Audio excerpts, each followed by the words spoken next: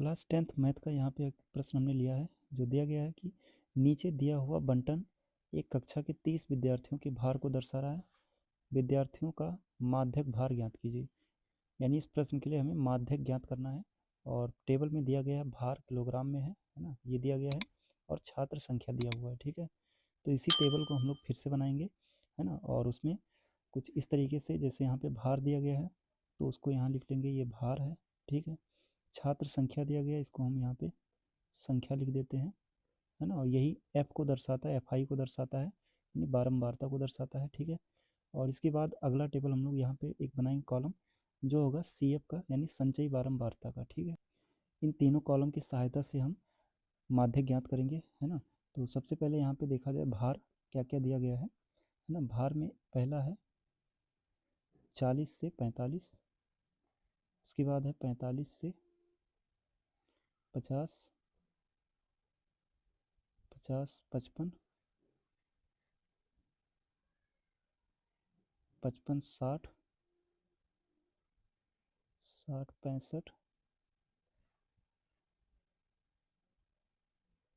65, 70। ठीक है, इस तरीके से यहाँ पे देख लेते हैं, इतना ही है। 70 से 75 भी है, उसको भी लिख लेते हैं, 70, 75। ठीक है, ये वर्ग अंतराल है, दिया गया है। ठीक है, प्रश्न में। इसके बाद हम लोग एफ आई देखें तो ये दिया गया यहाँ पे 2 है, 3 है, 8, 6, 6, 3, 2, 6, 6, उसके बाद 3, 2। ठीक है, ये टेबल यहाँ पे दिया हुआ था।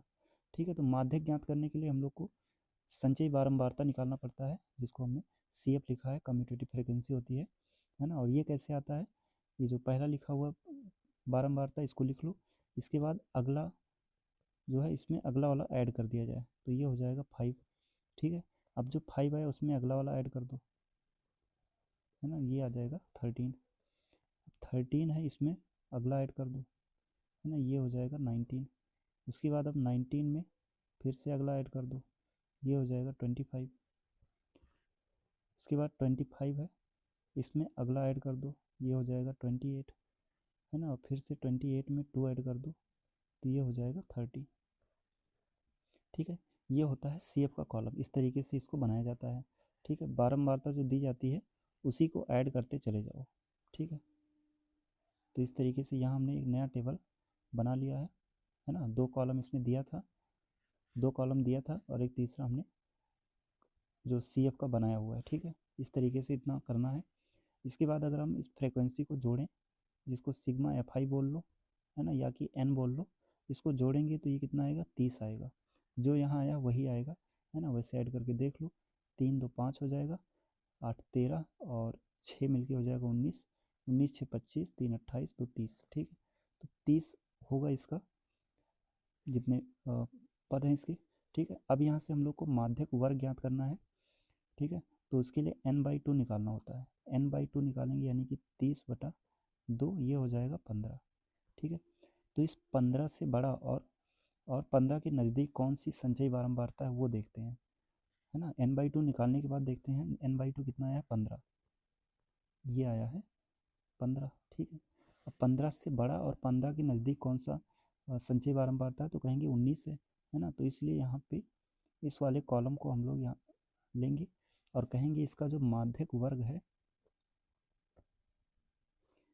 माध्यक वर्ग, है ना, ये कौन सा है, 55 से 60 वाला, ये माध्यक वर्ग है। ठीक है, अब इस माध्यक वर्ग की सहायता से हम लोग को कुछ टर्म मिलेंगे, जैसे कि यहाँ पे, है ना, पहला तो एल मिल जाएगा, जो माध्यक वर्ग होता है उसकी निम्न सीमा 55। ठीक है, इसके बाद यहाँ से फ्रीक्वेंसी मिल जाएगी, माध्यक वर्ग की जो बारंबारता है वो है 6। ठीक है, स्मॉल एच होता है इसका वर्ग अंतराल या वर्ग की माप कितनी है ना, तो वो 5 का है।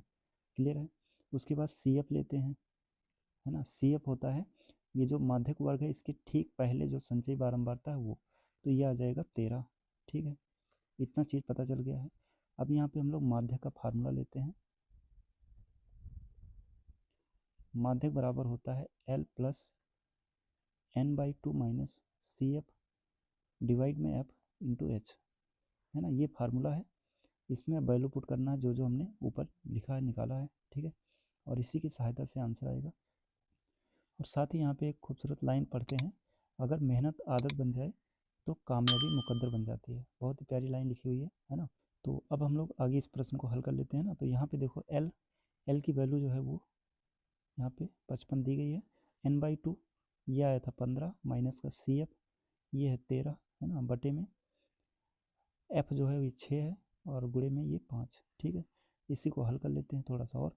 तो ये रहा 55 प्लस का 15 माइनस 13 हो जाएगा 2 बटे में 6 और गुणे 5 है ना। 2 से ये कट जाएगा 3 बार में। तो ये रहा 55 प्लस 5/3। अब यहाँ पे 55 को वैसे रखते हैं, प्लस 5/3 है, 3 से 5 को भाग लगाते हैं, 3 एक नम 3 जाएगा, 2 बचेगा, 20 हो जाएगा, 3 6 18 और ये 7 लगभग आ जाएगा इस तरीके से है ना। तो अब जो फाइनल आंसर बनने वाला है वो हो जाएगा 55 और एक 56, 56.67। तो इस तरीके से इस प्रश्न का जो निकालना था हमें माध्यक भार वो आया है 56.67 किलोग्राम। ठीक है, यही इसका आंसर है।